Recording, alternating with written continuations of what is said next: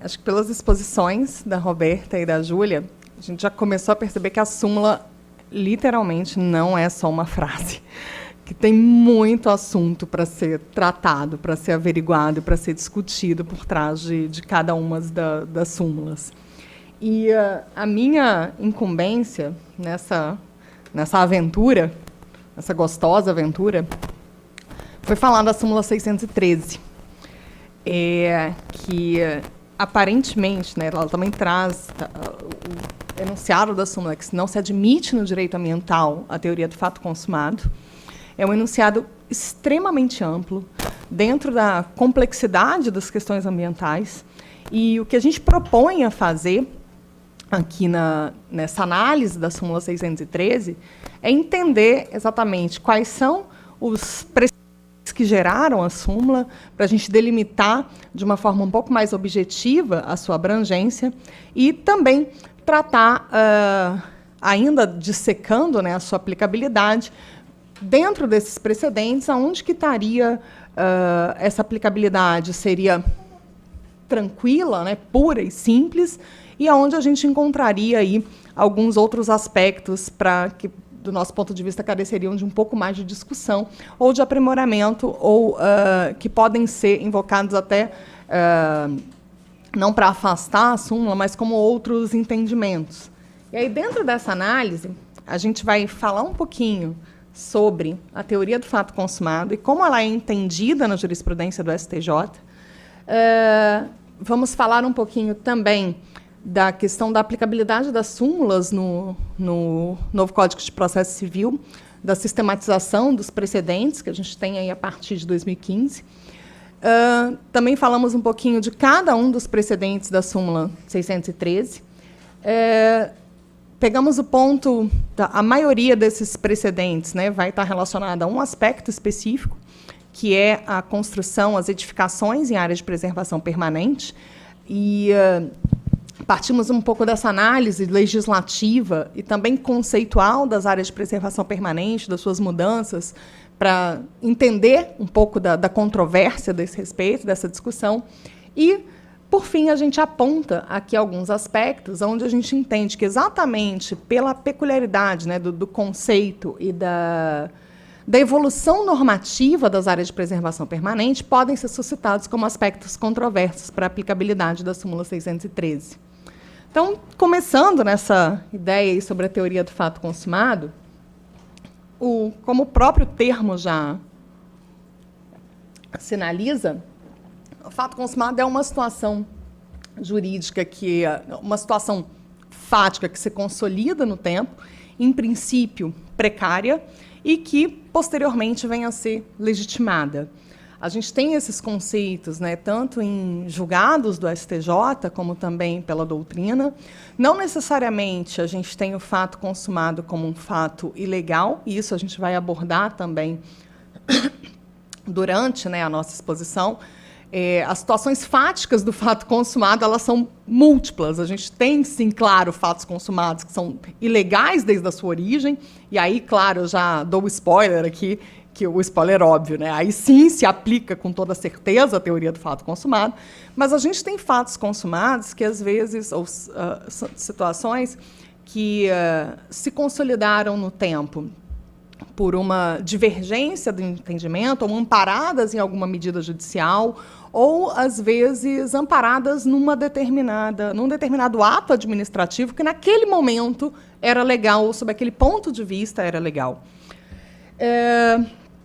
A teoria do fato consumado, ela, embora a doutrina até aponte uma tendência da sua aceitação pelo STJ, para situações extremas, né, e excepcionais, hipóteses extremas, situações excepcionais, na prática a gente vê que o posicionamento do STJ depende muito do caso concreto. Então, a gente consegue identificar, inclusive, aspectos onde a teoria do fato consumado é comumente aceita, onde ela já está relativamente não é aceita em relação a esse aspecto, e aspectos, inclusive, e temas, inclusive, em que ela é extremamente controversa, que a gente tem julgados dentro do próprio STJ que aceitam e que não aceitam. Então, só para a gente ter um exemplo, né, o reconhecimento de estudante para continuar matriculado em instituição de ensino superior, às vezes quando não tem não concluiu o Enem ou não tem o diploma de segundo grau, já está pacificado que o STJ aceita o argumento do fato consumado. Invocação dos direitos de exercício da profissão para a revalidação do diploma estrangeiro. Acontece muito com médicos, né, que precisam revalidar um diploma aqui e exercem a profissão, às vezes durante anos, amparados por medidas judiciais, por medidas liminares. E aí, nesse caso, o STJ não reconhece a teoria do fato consumado desses casos, não revalida o diploma. Já em caso de ingresso em concurso público, o tema é extremamente controverso. A gente tem uma série de precedentes que entendem pela possibilidade, né, e aí tem as características, o caso de que é possível, sim, no decurso do tempo, aceitar esse ingresso na carreira pública, e outros casos também negando. De todo modo, no direito ambiental, foi esse entendimento, a única súmula em relação ao fato consumado é exclusivamente em relação ao direito ambiental. Bom, o que a gente chama atenção aqui, até como eu já falei, pela amplitude do tema, é que quando a gente fala de direito ambiental, o conceito de meio ambiente ele é extremamente amplo.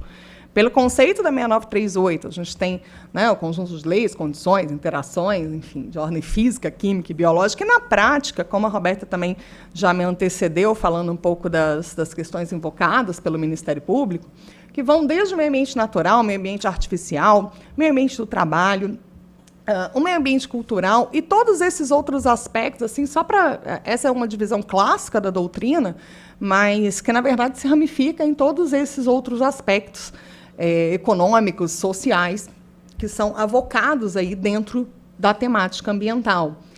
E aí, essa é a nossa primeira reflexão. A súmula 613, ela se aplicaria a todas essas situações indistintamente? Ou quais são os aspectos que a gente delimita aqui, ou que ensejam a aplicabilidade da súmula 613? E antes de passar propriamente para a análise das situações fáticas que a gente entende que sim, se aplica a súmula 613, a gente faz um parêntese para entender a importância de uma questão estar simulada. Qual é a repercussão disso no dia a dia do judiciário, no dia a dia da própria segurança jurídica dos administrados? Como que o nosso ordenamento jurídico entende a questão das súmulas? As súmulas, elas vêm, na verdade, no nosso ordenamento a partir da década, mais ou menos na década de 60, através do STF. E a ideia do Supremo Tribunal Federal era exatamente o objetivo, né, de sistematizar entendimentos reiterados, no intuito de promover estabilidade jurídica e celeridade da prestação jurisdicional.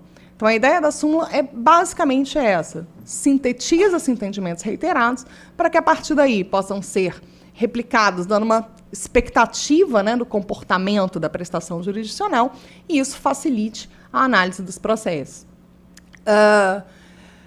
Embora aventados na década de 60 pelo Supremo Tribunal Federal, foram depois vencendo cada vez mais reiteradas, né, nos tribunais, inclusive até às vezes em analogia às súmulas, a gente tem entendimentos me fugiu o nome dos juízes, tem uma de determinadas câmaras, os enunciados, as variáveis das súmulas, né, sempre consolidando aqueles entendimentos. O Ministério Público chama também de súmula, né, mas tem os enunciados daqui no TJ a gente tem também alguns nos tribunais. O Ministério Público tem os seus daqueles encontros dos juízes que saem os enunciados. Recentemente, aqui no Rio de Janeiro, de uma maneira inédita no Brasil, o órgão ambiental editou 6 súmulas, né? 6 entendimentos, entendimentos da Procuradoria do INEA.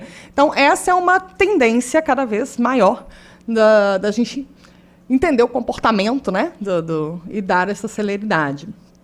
Bom, embora essa tendência venha desde a década de 60, a gente não tinha uma previsão legal ou não tinha uma positivação dos precedentes simulares. Isso acontece com o CPC de 2015 e, particularmente, dando uma grande importância para os precedentes.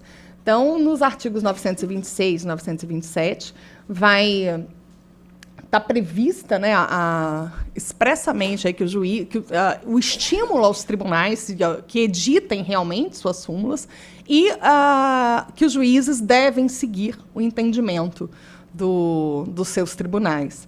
E já ressalvando, obviamente, que a súmula pode deixar de ser aplicada quando você tiver uma situação fática que se distingua daquela que deu origem ao enunciado simular.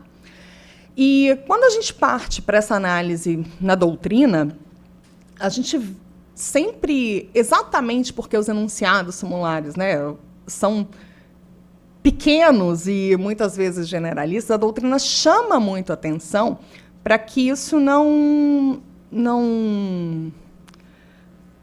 Hã? Oi?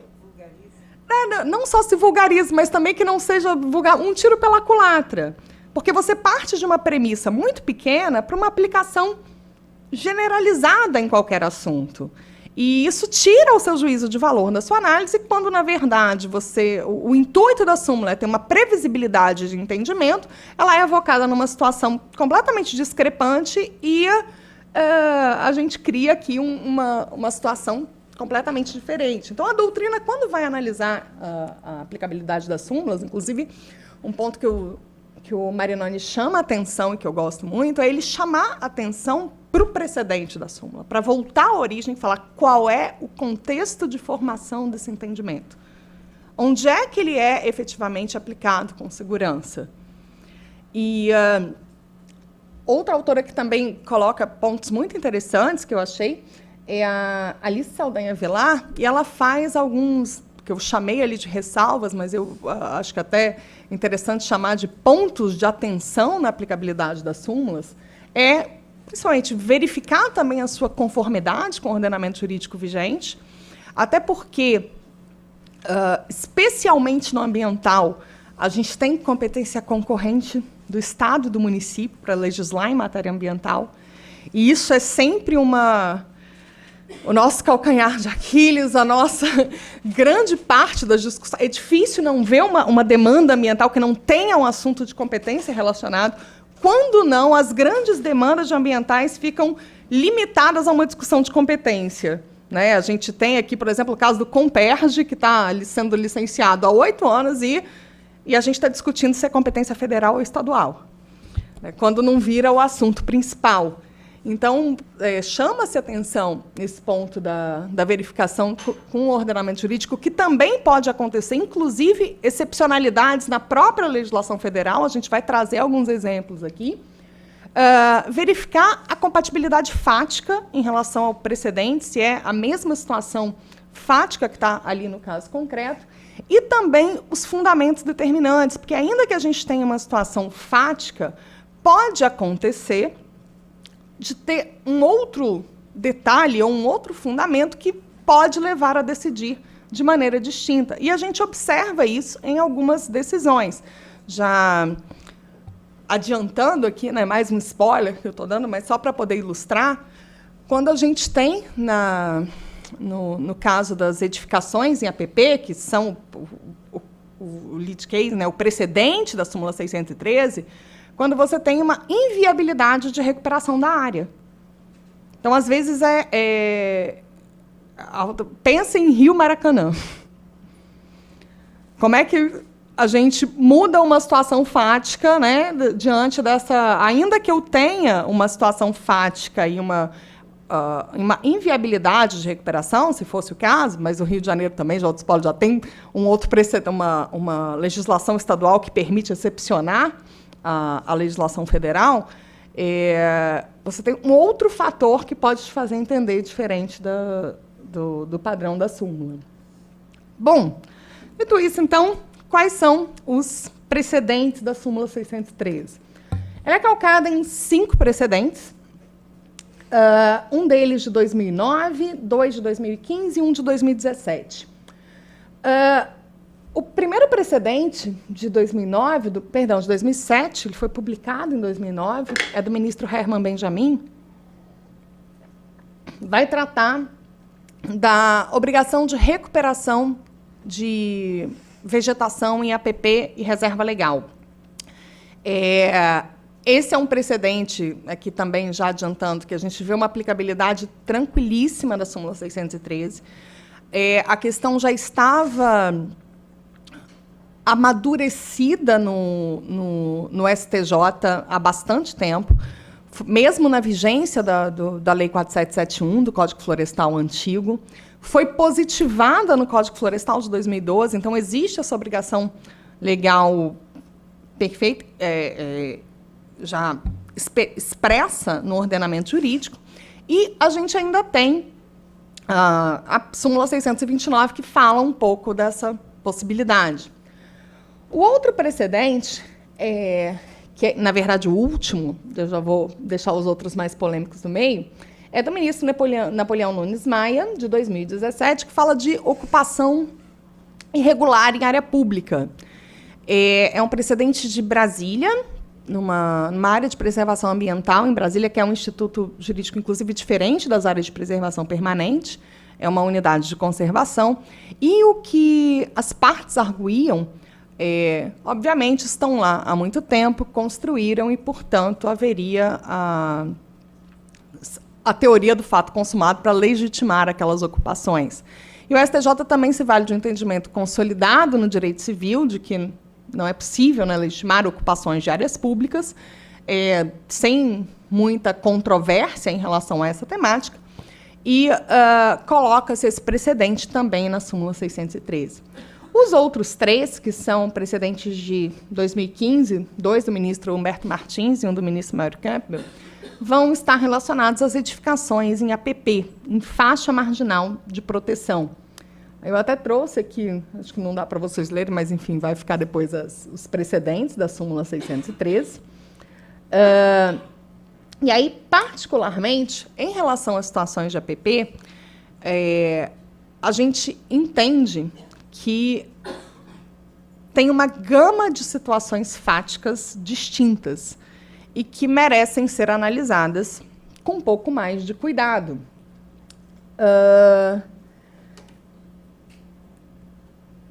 Especificamente, tinha um slide aqui.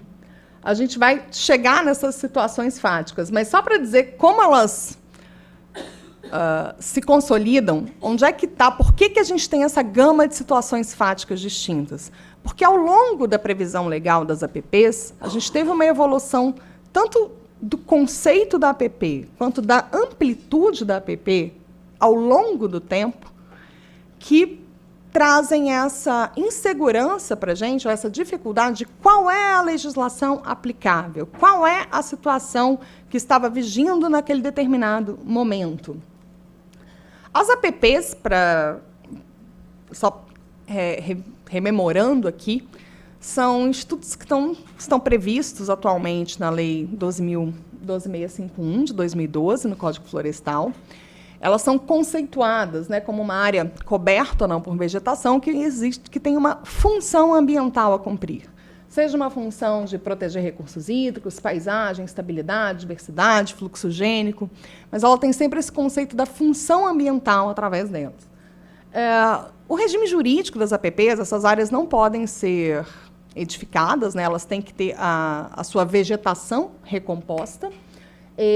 Em caso de... ainda que já tenha havido supressão, o proprietário tem a obrigação de recompor. Isso é o que foi positivado, que era um dos precedentes da súmula 613, aquele primeiro de 2007, do Benjamin, e que já está positivado no Código Florestal.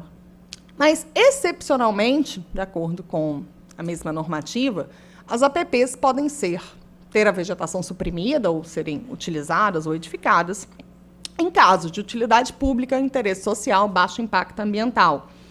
Essas hipóteses são taxativamente listadas no Código Florestal. abrindo-se ainda, em princípio, né, taxativamente listadas, mas se abre a possibilidade para os casos de utilidade pública e interesse social serem ainda regulamentadas por decreto, outras hipóteses serem entendidas e abarcadas como utilidade pública e interesse social através de decreto federal, e, especificamente no baixo impacto ambiental, abre-se essa possibilidade para a regulamentação do CONAMA ou dos CONEMAs, dos Conselhos Estaduais de Meio Ambiente. Então, percebam aqui que na própria Lei 12.651, ela abre essa gama, ela abre essa hipótese. E aí a gente vai aqui, também já com mais um spoiler, trazer, por exemplo, uma resolução ou deliberação, no caso de São Paulo, que é do Conselho Estadual de Meio Ambiente de São Paulo, que ele excepciona a possibilidade de regularizar edificações em APPs, entendendo como de baixo impacto ambiental. Bom, vamos lá. A ideia de APP, ela se origina no conceito de florestas protetoras, lá do Código Florestal de 1934, mas o que acontece aqui? A gente não tinha, embora ela já tivesse essa ideia, esse conceito da função social, da função ambiental da APP, a gente não tinha no Código de 34 a APP especificamente delimitada e nem uma previsão do seu regime de uso, do seu regime jurídico, e também não tínhamos uma previsão de infração em relação ao não uso da APP. A gente tinha que as margens de rio tinham uma função ambiental a cumprir, mas qual era a margem do rio? Se tem uma função a cumprir, o que pode ser usado ou não pode ser usado? O que pode ser feito ou não? E caso não se faça, qual é a sanção a ser cumprida? Como a gente só tinha essa previsão, esse conceito de florestas protetoras, esse foi um conceito que não pegou muito, não repercutiu muito no primeiro Código Florestal. Ele vem a ser positivado mesmo no Código Florestal de 65, na Lei 4771. E, inicialmente, aí a gente vai... a APP é um gênero que eu tenho várias espécies, eu vou focar aqui nas faixas marginais de proteção, nas FMPs, que são o precedente da súmula 613, e aí, especificamente, na faixa marginal de proteção, a nossa primeira metragem é de que elas seriam de, no mínimo, 5 metros e, no máximo, de 100 metros. O Código Florestal de 65, ele sofre algumas alterações ao longo do tempo. Então, em 86, essa metragem que era de 5 metros, ela vai para 30, e o que era de 100 vai para 150. Em 89, o que era 30, né, o que era, passou a ser 30, e 86 continua 30, e o que era 150 passa a ser 500 metros. Especificamente na alteração de 89, vem o conceito de área urbana. Porque até então não se tinha expressamente a definição de que as áreas de preservação permanente se aplicavam às áreas urbanas. Não estou dizendo que não aplicava, só estou dizendo que não existia expressamente esse conceito. E é daí que vai surgir toda a confusão em relação às APPs. A Lei 12.651 replica esse conceito de 89, né, com no mínimo 30 metros, máximo de 500 metros, se aplicável também a áreas urbanas. Existia uma possibilidade, embora replicar a 12.651, né, o Código de 2012, replicasse a regra, havia em um de seus parágrafos uma exceção dessa regra para as áreas urbanas, permitindo que os planos diretores dispusessem de forma distinta. Esse parágrafo foi revogado. Então, pela legislação atual, se mantém a aplicabilidade da APP, tanto em áreas rurais quanto urbanas, mas dentro dessa linha de evolução histórica, para a gente entender que, em alguns momentos, essas ocupações em APPs que hoje se alvedram pelo fato consumado podem ter sido passíveis de, em algum momento, estarem legalizadas ou estarem de acordo com a legislação vigente e depois deixaram de estar por uma mudança da legislação vigente. Bom, além disso, e isso a gente falou apenas das alterações no Código Florestal, numa única lei, a gente tem um embate com a Lei de Parcelamento do Solo, que é a Lei 6766 de 79. A Lei 6766, ela vai trazer, que em 79, ela traz uma FMP, que, na verdade, ela diz que não é um dispositivo de proteção ambiental, é um dispositivo de área não edificante, e que, na prática, se confunde hoje com as APPs de faixa marginal de proteção. Ela traz uma disposição de 15 metros. E esta, sim, é específica, né, como é uma lei de parcelamento do solo, ela é específica para áreas urbanas. Então, olha, percebam a confusão de legislação que a gente tem num determinado momento. De 65 a 79, sob o auspício do Código Florestal, eu tenho uma área não edificante de 5 metros. Em 79, com a lei de parcelamento do solo, eu passo a ter uma área não edificante de 15 metros.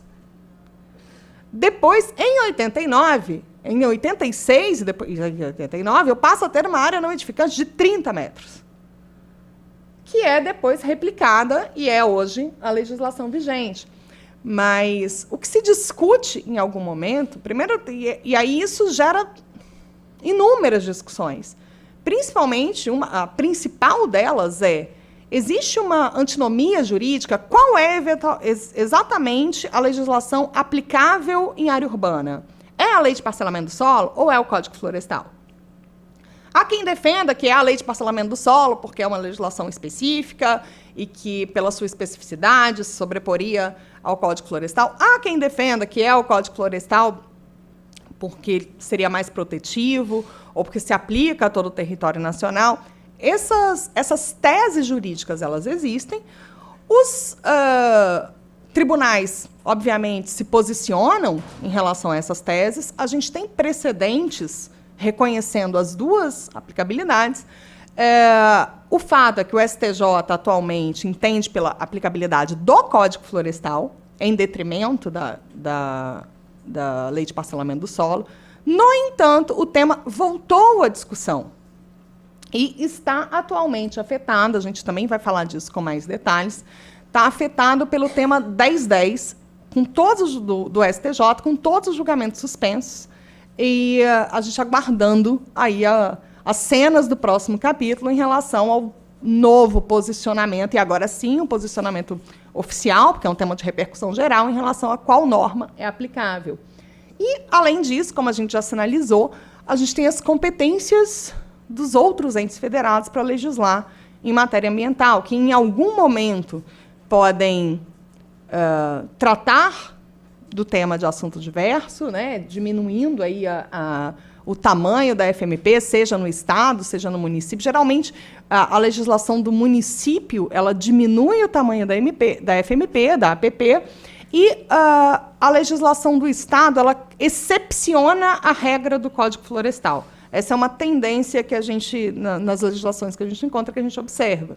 Essas vão pensar, ai, Cristiane, mas competência constitucional não tem a norma mais protetiva, né? A gente já falou do indúbio pro natura, outros argumentos que são invocados, né? O município é o competente para legislar sobre assuntos de interesse local. O fato é que, quando a gente trata de competência concorrente, competência legislativa concorrente em matéria ambiental, a gente já falou que é um dos temas mais espinhosos do direito ambiental, a gente tem teses das mais diversas. E, pasmem, precedentes para todas elas. Que, em algum momento, o município pode legislar por ser assunto de interesse local, que, em algum momento, vale a norma mais protetiva, que, em algum momento, o Estado pode excepcionar por tratar da sua peculiaridade, que, em algum momento, é indúbio pro natura. A gente tem todos esses precedentes. E o fato é que, ainda que se discuta, né, por mais gritantes, claro que uns mais fortes, outros mais fracos, mas ainda que se discuta em relação a esses precedentes, ou a essas normas, sobre a sua constitucionalidade ou não, até que se declare essa norma municipal ou estadual inconstitucional ou ilegal, elas são válidas. E os atos administrativos praticados na vigência dessa norma, como é que ficariam? Seriam nulos de pleno direito? Quais as consequências desses atos quais as consequências práticas da nulidade de pleno direito desses atos? E é isso que a gente traz aqui também um pouco dessa discussão. Bom, diante dessa evolução legislativa e de toda essa discussão em relação tanto ao conceito, à abrangência, às nuances das áreas de preservação permanente, a gente se depara aqui com, no mínimo, 4 situações distintas em relação à construção em áreas de preservação permanente. Aquelas que são irregulares desde a sua gênese, que, de fato, enfim, não se baseiam, não tem nenhum lastro jurídico.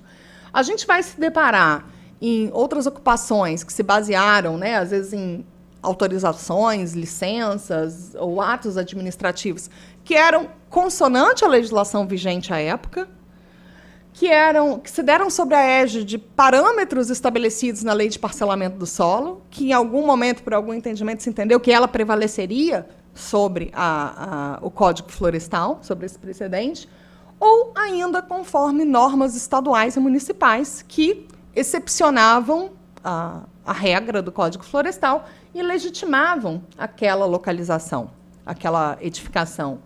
Então, ainda que a gente possa, né, afastar a teoria entender pela teoria do fato consumado em relação às áreas de preservação permanente e tratando com toda a análise dos precedentes que se chegou até essa súmula, o que a gente traz aqui é uma reflexão sobre essas outras situações fáticas, como que gerariam, pelo menos a nosso ver, uma certa inquietação em relação à aplicabilidade da súmula 613. Bom, e aí falando um pouquinho sobre cada uma dessas controvérsias, que a gente não apenas aponta, mas traz também exemplos de que, de fato, elas existem, e inclusive com seus precedentes. Quando que uma legislação federal afasta ou pode afastar de plano a aplicabilidade da súmula 613? O próprio Código Florestal afasta. O Código Florestal ele traz no seu início, né, no seu capítulo 2, aí na sua parte de disposições gerais sobre as áreas de preservação permanente, e nas suas disposições transitórias, né, no capítulo 13, disposições especiais sobre as áreas de preservação permanente. Traz para as áreas de preservação permanente em área rural e também para as áreas de preservação permanente urbana, que são o nosso foco aqui. Nos artigos 64 e 65, se admite a ocupação dessas áreas, né? Admite a regularização fundiária de núcleos informais, remetendo para a lei de regularização fundiária, que antes era a lei da Minha Casa Minha Vida, de 2009, agora foi substituída pela lei de regularização fundiária, e traz uma série de um passo a passo, um guia de que os municípios podem regularizar a ocupação dessas áreas. Então, nessas possibilidades que o Código Florestal já positiva, a gente entende que não se aplicaria a teoria do fato consumado por ir de encontro direto ao direito posto. E a gente acha isso com, eu diria, com uma certa segurança, porque o próprio ministro Herman Benjamin, no RESP 1510392, de 2007, reconhece essa excepcionalidade, que a súmula 603, não que a súmula, porque ela não estava editada ainda, né? Mas pela possibilidade de regularização de ocupação em áreas de preservação permanente naquelas hipóteses que estavam expressamente mencionadas como exceções no Código Florestal. E ainda, também para corroborar o nosso entendimento que, em relação a esse aspecto, é com um pouco mais de segurança do que com os demais, o Código Florestal, como muitos de vocês sabem, foi objeto de 4 ações diretas de inconstitucionalidade e uma ação declaratória de constitucionalidade, todas julgadas ano passado, em 2018, pelo ministro Fux. Óbvio que os artigos 64 e 65 estavam entre aqueles que que foram questionados, né? E eles não foram declarados inconstitucionais. Então, a constitucionalidade desses dispositivos de admitir a regularização de ocupação de área de preservação permanente já passou pelo crivo do Supremo Tribunal Federal, sendo reconhecido como constitucional a possibilidade. Então, nestes casos específicos, aí sempre no intuito de trazer um pouco mais de reflexão sobre o enunciado da súmula, né? Volto a repetir, tem muita coisa por detrás de uma simples frase, de que essas situações se excepcionariam. É claro que aqui a gente pode até avançar um pouco mais, a própria lei de regularização fundiária vai trazer outras exceções.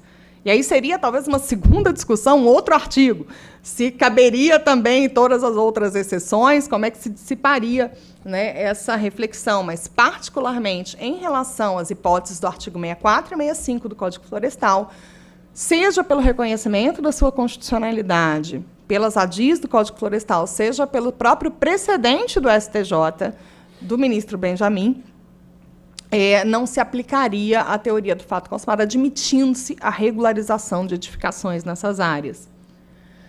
Bom, outra excepcionalidade que o próprio Código Florestal vai trazer, né, não tem a ver com as APPs, mas tem a ver também com o fato consumado, é a reserva legal, que é um instituto um pouquinho diferente, mas a gente tem aqui a possibilidade de... É um outro instituto que o proprietário tem a obrigação de recompor a vegetação, mas existe uma hipótese de exceção de se manter a vegetação que havia em 22 de julho de 2008, o marco temporal escolhido pelo Código Florestal.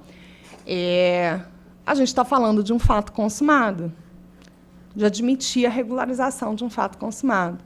E esse caso também, embora ele até, volto a repetir, ele não está abarcado nos precedentes da súmula 613, mas seria uma outra opção aqui, infelizmente, né, um outro exemplo de que é possível, sim, legalizar, regularizar ou legitimar alguns fatos consumados no direito ambiental. Também, artigos 67 e 68 também tiveram a sua constitucionalidade questionada e tiveram a sua constitucionalidade confirmada nas ADIs do Código Florestal. Outra excepcionalidade que a gente comenta, né, já tratou aqui um pouco sobre ela, nessa antinomia jurídica, lei de parcelamento do solo ou Código Florestal. A gente tem entendimentos, como eu falei, precedentes, tanto aqui eu trouxe do TRF de Santa Catarina, do TRF2, TJ de Santa Catarina, entendendo pela primazia da lei de parcelamento do solo em detrimento do Código Florestal, ou seja, o que vale são os 15 metros da lei de parcelamento do solo e não os 30 metros do Código Florestal, como a gente também tem precedentes, inclusive do STJ, entendendo que não, que o que vale é o Código Florestal, por ser mais protetivo. Agora, eu não me lembro exatamente qual o fundamento do ministro Og Fernandes, quando ele, nesse precedente, mas ele entende pela primazia do Código Florestal e não da lei de parcelamento do solo. A despeito dessa controvérsia, logo depois desse entendimento do ministro, hoje pelo STJ, que foi em fevereiro, como a gente já mencionou, o tema foi afetado no STJ através de 3 recursos especiais do Estado de Santa Catarina, que discutem exatamente isso, qual é a norma que vai prevalecer, se é a lei de parcelamento do solo ou se é o Código Florestal. Então, apesar do entendimento da gente ter tanto o precedente dos TJs, né, quanto o precedente do STF, do STJ em relação a um ou outro ponto, o fato é que, atualmente, todas as ações estão suspensas, a gente volta a estaca zero, aguardando um posicionamento oficial quando do julgamento do tema 1010, que vai decidir, finalmente, então, dentro daquela evolução legislativa que a gente comentou, qual seria a legislação aplicável.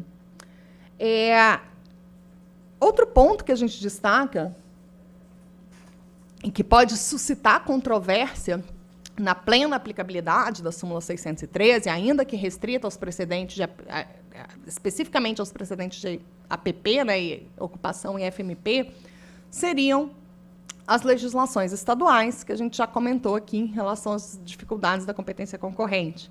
Aí a gente traz 3 estados para poder ilustrar: Rio de Janeiro, São Paulo e Santa Catarina.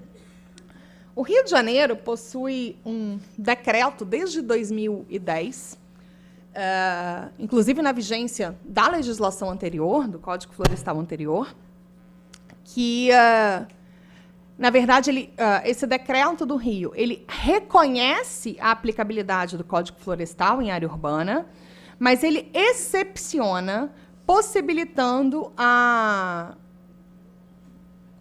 o reconhecimento de uma FMP menor do que a regra. Então, enquanto a regra do Código Florestal é de 30 metros, o decreto do Rio de Janeiro possibilita que seja, e aí ele analisa no caso concreto. Pode ser de 15 metros, pode ser de 10 metros, pode ser de 5 metros, pode ser de 1 metro.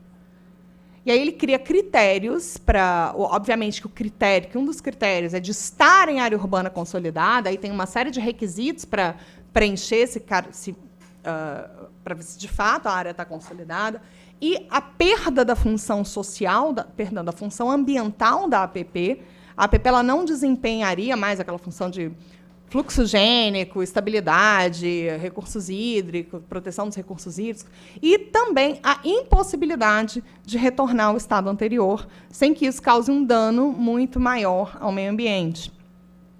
Essas hipóteses são aferidas de acordo com o caso concreto, e elas terminam, né, enfim, isso é feito mediante um processo administrativo no órgão ambiental, e, ao final, o órgão ambiental, o INEA, que te emite uma certidão de faixa marginal de proteção, te declarando que aquela área que você está, ela que, em regra, seria de 30 metros, mas, na verdade, pode ser de 15, de 10, de 1. Ele vai aferir, no caso concreto, qual vai ser a FMP que você vai estar. E isso seria o primeiro passo para possibilitar, então, uma regularização de uma ocupação em APP, ou ainda para possibilitar novos empreendimentos. Inclusive, no exercício da competência do baixo impacto ambiental, né, que a gente comentou lá das hipóteses de exceção em APP, o Estado do Rio de Janeiro, assim como São Paulo, como Minas Gerais, Rio Grande do Sul, também já regulamentou outras hipóteses de utilização das áreas de preservação permanente que considera como baixo impacto. Então, possibilita essa intervenção em APP. E aí, aqui, a gente não está falando nem do fato consumado, mas do fato futuro, né, que permite essa intervenção. O Estado de São Paulo, numa legislação de 2015, que regulamentava, inclusive, não era nem esse assunto especificamente, mas o Programa de Regularização Ambiental. E aí trazia em seus dispositivos a possibilidade assegurava o direito de construir em lotes oriundos de parcelamento do solo que já tivessem sido aprovados e que, quando aprovados, estavam de acordo com a legislação vigente. Então, percebam que aqui eu não tenho ainda o direito, eu não tenho a edificação, mas eu já tenho um loteamento aprovado que, em determinado momento, né, daquela evolução legislativa que a gente passou, ele estava de acordo com a legislação vigente e que gera uma expectativa que, obviamente, e é uma corrente totalmente defensável, se mudou a legislação, tem que acompanhar. Né? Era só uma expectativa de direito, se ainda não construiu.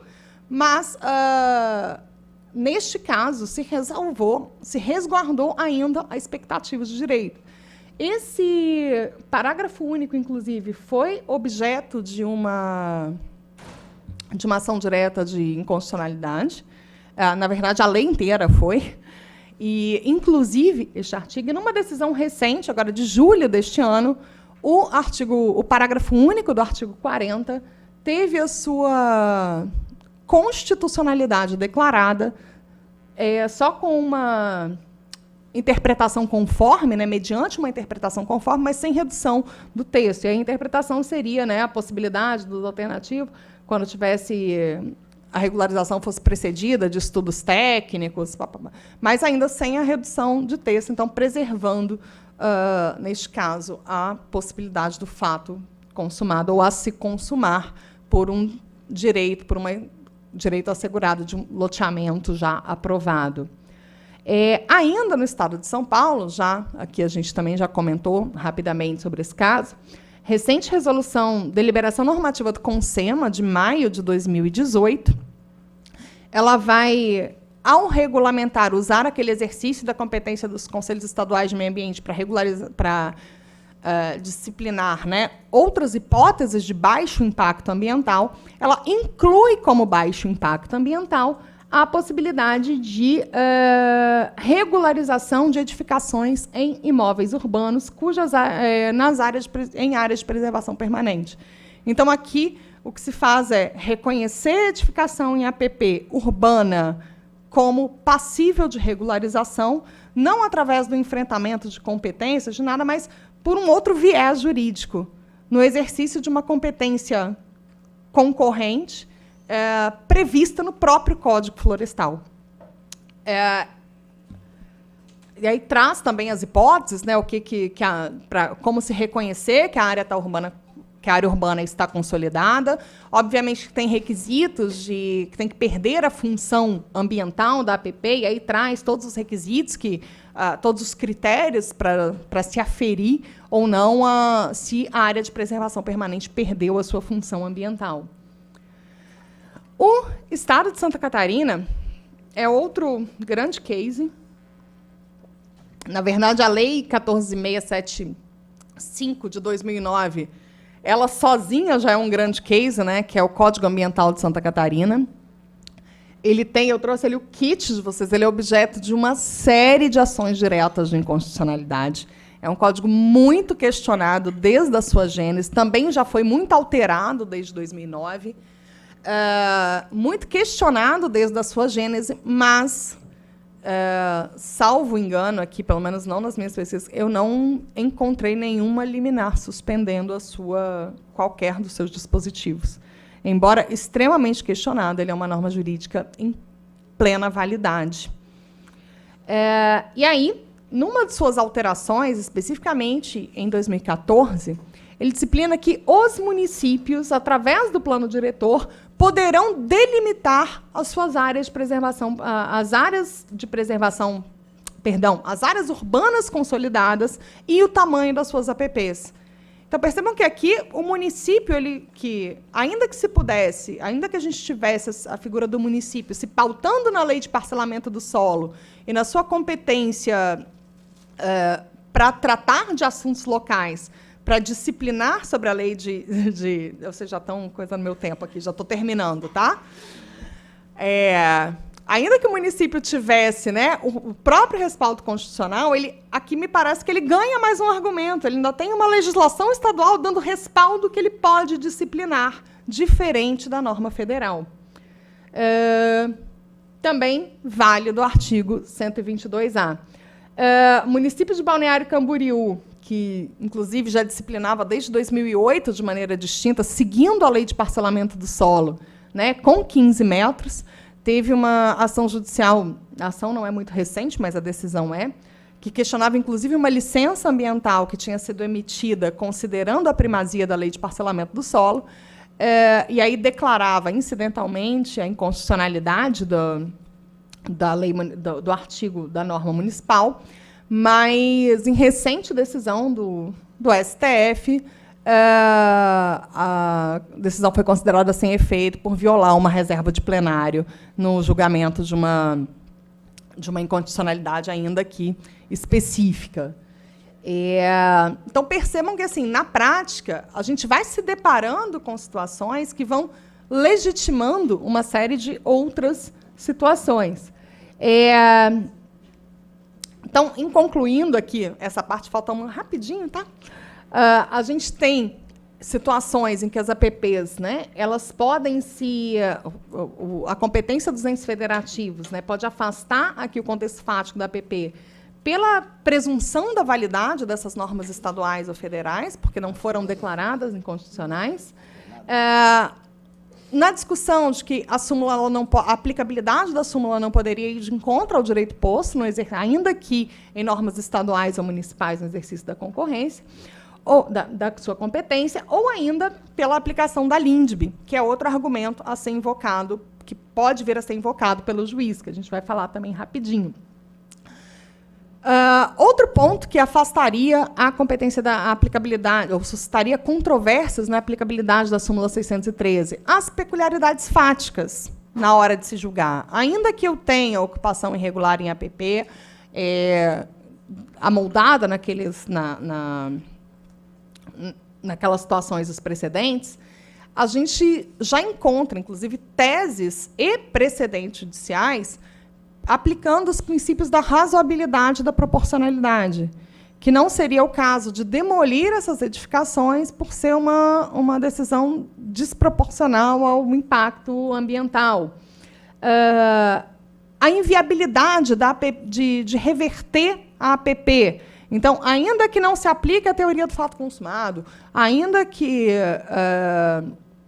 esteja, de alguma forma, irregular, ou tenha sido, por algum momento, irregular, demolir especificamente uma edificação, um conjunto de edificações, não retornaria ao estado anterior da APP ou poderia ensejar o cumprimento da sua função ambiental, que é o cerne ali do seu conceito. Qual seria o impacto dessa medida, que foi o exemplo que eu dei aqui do Rio Maracanã? Em outros casos, a gente tem precedentes entendendo pela boa-fé do administrado, em algum momento, de ter confiado naquele ato administrativo, que presumia, né, pela legalidade do ato, da insignificância do impacto, ou mesmo entendendo pela possibilidade de regularização pela aplicação de medidas compensatórias. Aqui, só para ilustrar, que a gente traz esses julgados, né, dá para ler agora, mas a gente tem esses precedentes, inclusive precedentes posteriores à súmula 613. E, por fim, sim, agora já caminhando para o fim, a gente tem ainda, na prática, né, na atividade jurisdicional, a possibilidade do entendimento da LINDB, da Lei de Introdução às Normas de Direito Brasileiro, que traz especificamente em seus artigos 20, 21, 23 e 24 situações que são muito aplicáveis ou vão muito de encontro à teoria do fato consumado. O fato é que a LINDB vai atentar para o consequencialismo das decisões judiciais, qual é o efeito prático daquela decisão, quanto vai custar, né, qual vai ser o impacto social daquela decisão judicial. A LINDB prevê um regime de alteração em caso de uma mudança de interpretação de uma norma que era válida e que deixou de ser válida, a previsão de uma transição, de uma regra de transição entre essa mudança de interpretação, quando isso vai impor novos deveres ou novos condicionamentos ao administrado. E um ponto também que nos deixa muito inquietos, quando a gente coloca nessa dicotomia com a súmula 613, é a possibilidade, a previsão expressa, né, da LINDB, que a revisão nas esferas, tanto administrativa e judicial, de atos que já tiverem complementado seus efeitos de acordo com as orientações legais da época, é vedado uma mudança de entendimento. Então, como é que fica a questão da súmula 613 com essas disposições em relação ao direito à LINDB? E quando a gente fala em posicionamentos doutrinários, aí, a própria doutrina já aponta que isso muito antes da teoria da súmula 613, mas já apontava que para as edificações em áreas de preservação permanente, nem seria o caso, já sei que acabou, nem seria o caso de chamar a súmula 613, porque você tem, perdão, a teoria do fato consumado, porque você tem situações que, de fato, justificariam. Enquanto a gente tem também o Floriano de Azevedo Marques, que é um dos autores da LINDB, ele já se declarou, inclusive, o seu posicionamento pela revisão da súmula 613, que vai completamente de encontro à LINDB. Então, a gente ainda está na expectativa de como é que a doutrina vai reagir em relação a esses desdobramentos, especialmente depois da revisão do julgamento do tema 1010. Então, ficam aqui algumas expectativas. Então, essas são as nossas considerações em relação à súmula. Ela é muito bem-vinda, ela dá uma enorme segurança, de previsibilidade, de celeridade das decisões, mas especificamente em relação às áreas de preservação permanente de faixa marginal de proteção, a gente ainda está, eu particularmente, quando fui examinar, fiquei muito insegura em relação, insegura não, mas muito incomodada ou inquieta em relação a esses outros aspectos que podem vir a ser suscitados indo de encontro à súmula 613. Essa é a ideia, essa é uma imagem do rio Tietê, em São Paulo. Essa seria a ideia, né, das faixas marginais de proteção. Essa é uma situação fática, de fato consumado, que a gente tem hoje. E, para trazer um pouquinho mais próximo o nosso exemplo, essa é a cidade de Friburgo.